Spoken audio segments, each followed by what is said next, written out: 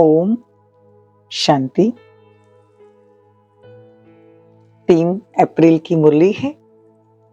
ज्ञान के सागर, आनंद के सागर शिव परमात्मा कहते हैं, मीठे बच्चे, बाप आए हैं तुम्हें ज्ञान का तीसरा नेत्र देने, जिससे तुम सृष्टि के आदि मध्य अंत को जान बुद्धिवान बन जाते हो। प्रश्न है, आत्मा और शरीर दोनों को पवित्र बनाने तथा राजाई पद का अधिकार लेने की सहज विधि क्या है? उत्तर है, तुम्हारे पास देह सहित जो भी पुराना कखपन है उसे एक्सचेंज करो, बाप के हवाले कर दो, पूरा बलि चढ़ो, बाप को ट्रस्टी बनाओ, श्रीमत पर चलते रहो तो आत्मा और शरीर दोनों पवित्र बन जाएंगे, राजाई पद प्राप्त हो जाएगा। जनक भी बलि चढ़ा तो उनको जीवन मुक्ति मिली। तुम बच्चे भी बाप को वारिस बनाओ, 21 जन्मों का अधिकार मिल जाएगा। गीत है, नयनहीन को राह दिखाओ प्रभु। ओम शांति। बच्चों ने गीत सुना। यह भक्त भगवान को पुकारते हैं। भगवान को पूरा न जानने के कारण मनुष्य कितना दुखी है, कितना माथा मारते रहते हैं भक्ति मार्ग में। सिर्फ इस जन्म की बात नहीं, जब से भक्ति मार्ग शुरू हुआ है तब से धक्के खा रहे हैं। देखो, भारत की तो बड़ी जबरदस्त महिमा है ना, क्योंकि भारत परमपिता परमात्मा का बर्थ प्लेस है। असल में बाबा का नाम क्या है? शिव। शिव जयंती भी मनाते हैं। रुद्र व सोमनाथ जयंती नहीं कही जाती, शिवरात्रि, शिव जयंती कहते हैं। अब नयनहीन मतलब बुद्धिहीन है, क्योंकि सब में 5 विकार है। रावण ने नयनहीन बुद्धिहीन बनाया तो एक दो को दुख देते रहते हैं, सभी नयनहीन है ना। तो बाबा कहते हैं, भगवान वाच, मैं तुमको राजाओं का राजा बनाता हूँ, राजयोग सिखाता हूँ। श्रीमत भगवत गीता कहते ना, श्री अर्थात श्रेष्ठ मत है। अब तुमको बुद्धिवान बनाया जाता है। दिव्य चक्षु अर्थात ज्ञान का तीसरा नेत्र। वास्तव में ज्ञान का तीसरा नेत्र तो तुम ब्राह्मणों को मिला है, जिससे तुम बाप को और बाप की रचना के आदि मध्य अंत को जानते हो। देखो, इस समय सर्वव्यापी है देह अहंकार व 5 विकार, इसलिए सभी घोर अंधियारे में है। तुम बच्चों के पास रोशनी है। तुम्हारी आत्मा सारे वर्ल्ड की हिस्ट्री ज्योग्राफी को जान गई है। बाबा कहते हैं, तुम्हारी आत्मा सारी हिस्ट्री ज्योग्राफी जानती है। क्या क्या? पहला तो देखो, हिस्ट्री ज्योग्राफी में सबसे पहला ज्ञान तो क्या आता है कि पहले नंबर में जो दुनिया वालों को अज्ञान है कि आत्मा सो परमात्मा और परमात्मा सो आत्मा, कहना ये रॉन्ग है। देखो, आत्मा तो जन्म मरण में आती है, लेकिन परमात्मा थोड़ी पुनर्जन्म में आता है। बाप बैठ समझाते हैं, बाप आकर समझाते हैं, तुम मुझे भूल गए हो। मेरी तो शिव जयंती भी भारत में मनाते हैं ना, गाया भी जाता है शिवरात्रि। कौन सी रात्रि? अज्ञान की रात्रि। इसलिए कहते ना, ब्रह्मा की बेहद की रात, संगम पर आकर रात से दिन अर्थात नरक को स्वर्ग बनाते हैं। तो शिव का बर्थ प्लेस है ना भारत। तो शिव बाबा आकर स्वर्ग रचते हैं, हम उनके बच्चे हैं, तो जरूर हम भी स्वर्ग के मालिक होने चाहिए। वो शिव बाबा है ऊंचे ते ऊंचा। कहते, फलाना स्वर्गवासी हुआ, तुम उनको नरक का भोजन क्यों खिलाते हो? कहते ना, फलाना नरकवासी हुआ, तो फिर उसको ब्राह्मण को बुलाकर फिर उसको भोजन क्यों खिलाते हो? स्वर्ग में तो अथाह वैभव है, फिर उसकी आत्मा को मंगवा कर नरक का भोजन क्यों खिलाते हो? पतित ब्राह्मणों को खिलाते हो, प्याज आदि खिलाते हो, वहां थोड़ी ये होता है। पतित दुनिया में जो चीजें है वो सतयुग में नहीं होती। प्याज लहसुन स्वर्ग में नहीं होता। तो क्या अगर स्वर्गवासी हो गया तो फिर नरक की चीजें नहीं खिलानी चाहिए? देखो, भारत का क्या हाल हो गया है। आत्मा परमात्मा में लीन तो होती नहीं, ये समझाना भूल है।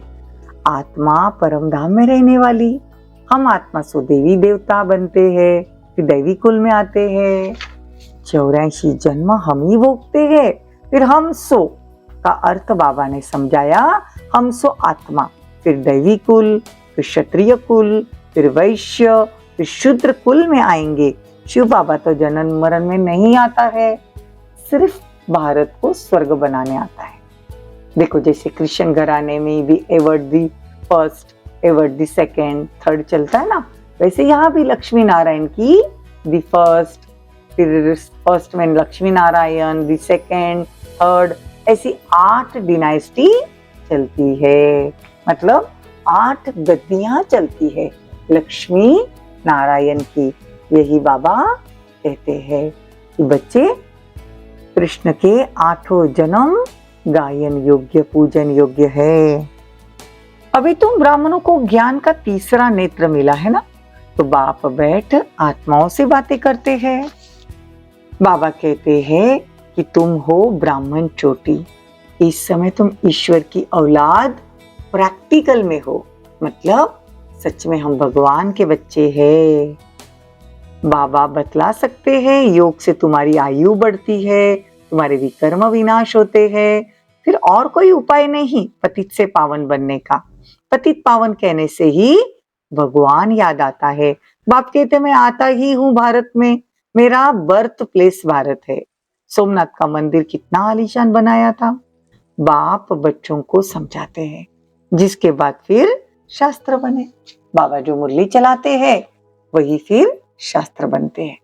बाबा कहते भारत हीरे तुल्य था, अब देखो कौड़ी तुल्य बन गया है।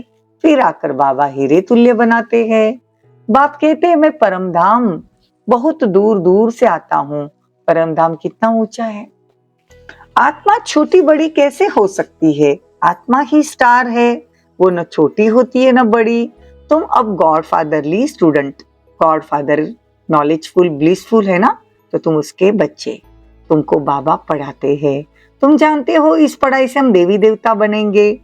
बाप बच्चों को अपनी जायदाद देते हैं। बाप कहते बच्चे तुम एक्सचेंज करो, तुम्हारा कफन हमारा, हमारा सब कुछ तुम्हारा, देह सहित जो कुछ है वो सब कुछ मेरे को दो, मैं तुम्हारी आत्मा और शरीर दोनों को पवित्र बना दूंगा। देखो बाबा कहते कदम कदम पर श्रीमत पर चलना है। बाबा की मत पर चलो, खबरदार रहना, माया घड़ी घड़ी पछाड़ेगी। विकर्म कोई नहीं करना है, इसीलिए तो कदम कदम पर श्रीमत पर चलना है, तो तुम श्रेष्ठ बन जाएंगे। बाप तो दाता है ना, सिर्फ तुमको ट्रस्टी बनाने के लिए आते हैं। बाबा कहते मैं तुमको ट्रस्टी बनाता हूँ। कहते भी हो ये बच्चे धन आदि सब भगवान का दिया हुआ है, अब भगवान कहते मुझे दो तो एक्सचेंज करता हूँ। मैं प्रतिज्ञा करता हूँ श्रीमत पर चलने से तुमको ऐसा श्रेष्ठ बनाऊंगा। बाबा प्रतिज्ञा करते हैं, उनको लक्ष्मी नारायण जैसा बनाते हैं ना, तो बाबा कहते मैं तुमको राजयोग सिखाता हूँ। ये जो बिरला है जिसने लक्ष्मी नारायण का मंदिर बनाया, वो खुद नहीं जानता कि लक्ष्मी नारायण कितने धनवान कैसे बने। अब बाप समझाते हैं यहाँ के गरीब व साहूकार बनेंगे और साहूकारों को सब मिट्टी में मिल जाएगा। मतलब यहाँ के जो गरीब है वो साहूकार बनेंगे और साहूकारों का सब मिट्टी में मिल जाएगा। अच्छा, मीठे मीठे सिकिलदे बच्चों प्रति माता पिता बाप दादा का याद प्यार और गुड मॉर्निंग। रूहानी बाप की रूहानी बच्चों को नमस्ते। हम रूहानी बच्चों की रूहानी माता पिता बाप दादा को याद प्यार, गुड मॉर्निंग, नमस्ते, थैंक यू, बहुत बहुत शुक्रिया। धारणा के लिए मुख्य सार, माता पिता के गद्दी नशीन बनने के लिए पवित्रता की धारणा करनी है। दोनों तरफ निभाते हुए पढ़ाई पर पूरा ध्यान देना है। कोई भी विकर्म नहीं करना, बहुत खबरदार हो, श्रीमत पर चलते रहना, ट्रस्टी जरूर बनना। एक वरदान है, अपने मस्तक बीच सदा बाप की स्मृति इमर्ज रखने वाले मस्तक मणि भव। मस्तक मणि अर्थात जिसके मस्तक सदा बाप की याद में रहे। मस्तक मणि अर्थात जिनके मस्तक में सदा बाप की याद रहे। इसी को ही ऊंची स्टेज कहा जाता है। अपने को सदा ऊंची स्टेज पर स्थित रहने वाली श्रेष्ठ आत्मा समझ आगे बढ़ते रहो। जो इस ऊंची स्टेज पर रहते हैं वह नीचे की अनेक प्रकार की बातों को सहज पार कर लेते हैं। समस्या नीचे रह जाती है और स्वयं ऊपर हो जाते हैं। मस्तक मणि का स्थान ही ऊंचा मस्तक है, इसीलिए नीचे नहीं आना, सदा ऊपर रहो। स्लोगन, बेफिक्र बादशाह की स्थिति का अनुभव करना है तो मेरे को तेरे में परिवर्तन कर दो। ओम शांति। ओम शांति।